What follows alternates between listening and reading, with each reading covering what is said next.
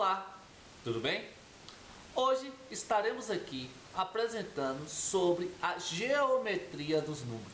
Vamos falar sobre propriedades, curiosidades, explicar como a geometria dos números fascinava a civilização antes de Cristo. Também vou falar um pouco sobre um assunto que vem desde os anos de Cristo, antes do nascimento de Cristo, e até hoje fascina muitos aficionados pela matemática. Mas antes disso, eu vou estar apresentando o meu grupo. Vou colocar aqui Oliviana, né, que está aqui, onde Oliviana A de Oliveira, também composto por Camila, Camila Kelly A Santos, onde vou mudar o slide e lá eu vou explicar melhor todas essas problemáticas que eu levantei aqui agora há pouco. Tudo bem? Então vamos lá? Vou falar primeiro dos números perfeitos. Lá eu vou explicar de forma bem sucinta essa questão dos números perfeitos e como ele fascinou a época dos pitagóricos, né? A escola pitagórica. Números perfeitos. O número se diz perfeito se é igual à soma dos seus divisores próprios.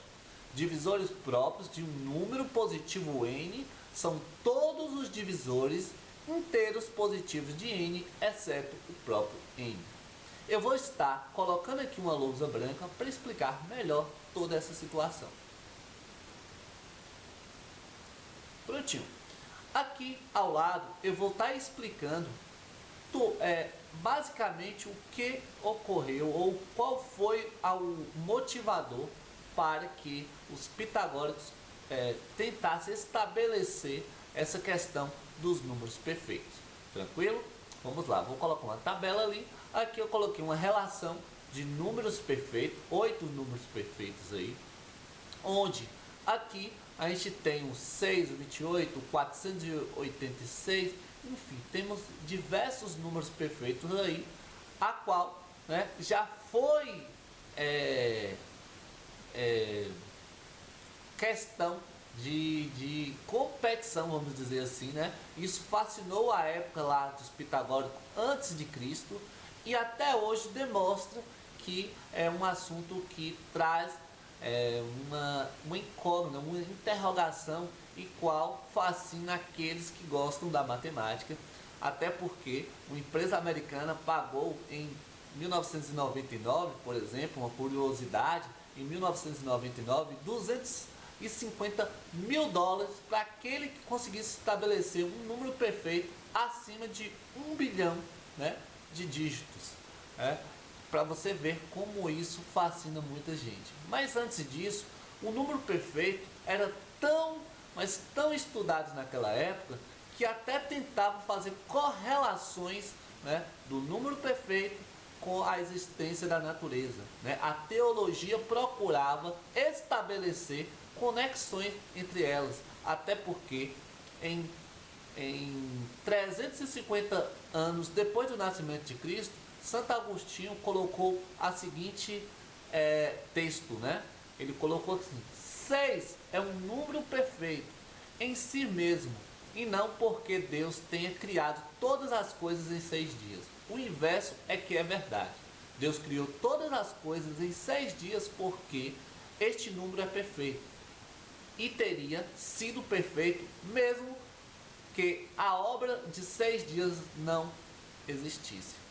Gente? Então a gente mostra essa relação entre os números e a existência natural. Por que ele dizia isso? Ele dizia isso, por exemplo, eu vou usar o número 28 como exemplo, ele dizia, o 28, por exemplo, cujo divisor, se a gente pegar os divisores de 28, que é 2, que é 1, 2, 4, 7 e 14, excluindo, como foi dito lá no conceito, excluindo o próprio 28, porque a gente sabe que o 28 é divisor de 28, o próprio número é o próprio divisor, Se a gente somar esses números aí, vamos adquirir exatamente o próprio 28.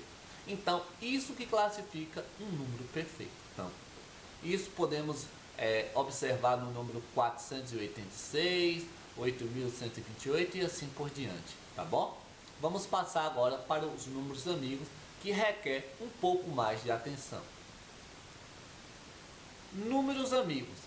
Dizemos que dois números são amigos se cada um deles é igual à soma dos divisores próprios do outro. Por exemplo, vou colocar aqui o exemplo, o número 284 e 220, que foi o primeiro número amigo estabelecido por Pitágoras em 500 anos antes do nascimento de Cristo.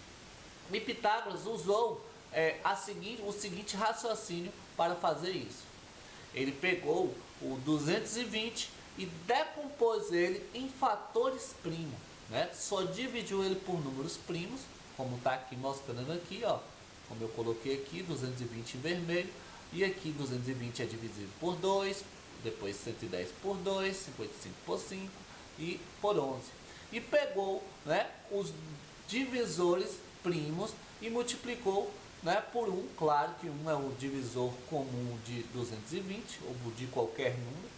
2 por 1 dá 2, está aqui. Aí ele pegou agora 2 vezes 1 dá 2, ele não pode repetir, mas 2 vezes 2 dá 4, está aqui. Depois ele pegou 5 vezes 1, está aqui 5. 5 vezes 2 está aqui 10. E 5 vezes 4 está aqui 20. E depois ele pegou 11 vezes 1 está 11. 11 vezes 2, 22. 11 vezes 4, 44. 11 vezes 5 está aqui. 11 vezes 10 está 110. E 11 vezes 20 é claro que a gente não vai fazer, senão dá o próprio número, como o conceito já nos falou, que a gente tem que excluir. Isso ele fez também com 284.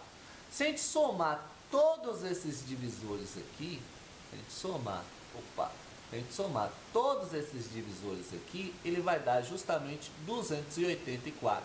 E se a gente somar todos esses divisores aqui, ele vai dar 220. Então, Pitágoras estabeleceu que isso eram números amigos, certo?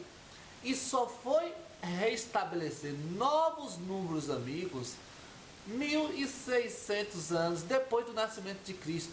Mais de 2.000 anos para que outro matemático viesse a apresentar mais um par de números amigos, que foi aí Pierre de Fermat.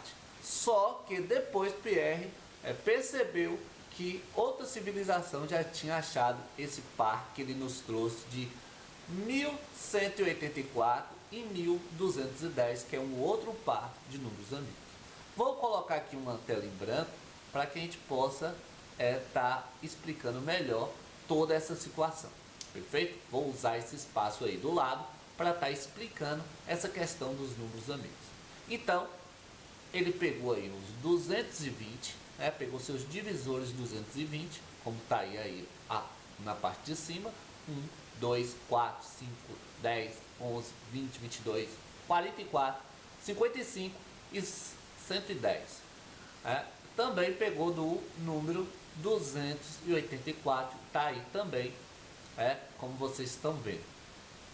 E depois fez a soma.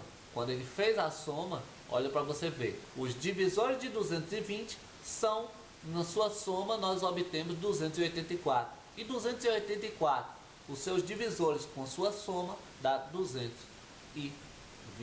Então, mostrando que os números amigos são números a qual os seus divisores dão o próprio valor do outro. Perfeito, gente?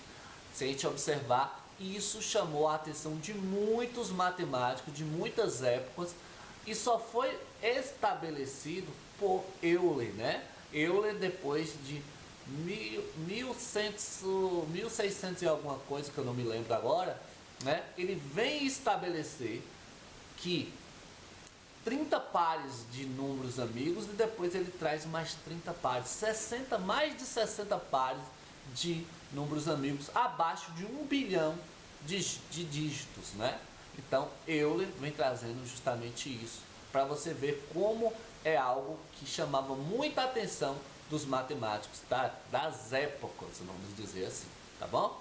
Vamos passar agora para números defeituosos, né? Ou melhor, números deficientes. Números deficientes são aqueles que a soma dos seus divisores próprios é menor do que esse número, ou melhor, se eu tenho um número e pego os seus divisores e depois soma esses divisores, essa soma dará menos do que o próprio número que foi procurado seus divisores, né? Então a gente percebe aí que esses números aqui vai dar um defeito, como se dizia na época, né? Que a natureza também, a natureza não, o mundo, o ser também tem defeito, tem caminhos virtuosos, caminhos defeituosos, vamos dizer assim. Então tá aqui os divisores, né? Divisores do próprio número 15 são, deixa eu sair aqui da frente um pouquinho, né? Divisores do próprio número 15 são 1, 3 e 5. Se eu somar esses números, vamos ver que ele obtém justamente isso aí. Então, demonstra aqui do lado que 1, 3, 5 é igual a 9 e é menor do que 15. Então, eles classificou isso como números deficientes. Tudo bem? Vamos agora para a última parte da geometria dos números, que é justamente essa parte aqui, né? Números abundantes. Números abundantes, um número abundante ou excessivo é um número no qual a soma de seus divisores próprios é maior que ele, né? Então, isso quer dizer o quê? Deixa eu colocar aqui. Isso quer dizer o quê? Por exemplo, cujo os divisores de 24, por exemplo, né? A gente tem 1, 2, 3, 4, 6, 8 e 12. Se eu somar eles vão dar muito mais do que o próprio 24, né? A soma deles dá justamente 36 e é maior que 28. Dito isso, eles chamavam isso de números excessivos, números abundantes, né? Uma propriedade bem interessante é que o menor número abundante, ímpar, é o 900, é o 945, né? O 945 é o menor número ímpar. Os que tem antes dele são todos pares, como eu vou trazer, vou até aqui colocar aqui para você. Pronto. Aqui temos exemplo dos primeiros 28 números abundantes, são esses aqui que eu estou colocando. E se vocês perceberem, todos eles são pares, né? Então, o menor número ímpar é o 945, que é o menor número ímpar já estabelecido aí, tá bom? Então, voltando novamente, aqui nós encerramos nossa explicação sobre a geometria dos números, e fazendo essa analogia, né, que tanto fascinou o pessoal da época antes de Cristo e fascina até hoje, por conta que muitos números ainda não foram ainda descobertos. Tudo bem? Até mais.